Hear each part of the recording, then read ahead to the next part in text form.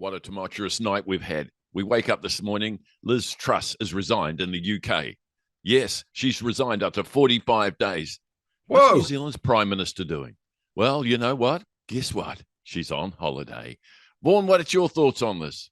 Oh, Max, that's a really good question. And, our Prime Minister's just been to Auckland and met, the man of the hour, Wayne Brown, our mayor. So, Max, these past 6 months appear that our Prime Minister, Jacinda Ardern, has spent more time increasing her carbon footprint jetting around the globe. She seems to spend more time out of the office than in it. So she also appears to be less present, both mentally and physically, than the ever presence we've been very, very used to. You could call it missing in action.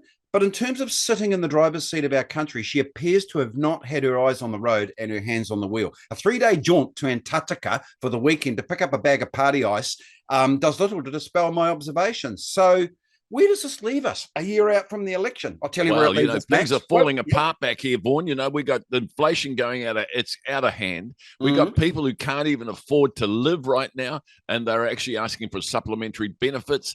People are desperate. And our Prime Minister takes a bloody holiday. Do you know what? Liz Truss took some action and she got herself into trouble. 45 days later, she had the dignity and the honor to say, look, I'm not up to the job. I've got to go. What's our Prime Minister do? Oh, she wanders off to where she might be appreciated. She's done some world trips in the last, 60 days, enormous amount of going all over the place. I mean, the Queen's funeral, given, but also, just jaunting around, looking at, it's just not on. Where are you, Prime Minister? We need you back here. And where is your resignation? Because this country's falling apart and you don't seem to care.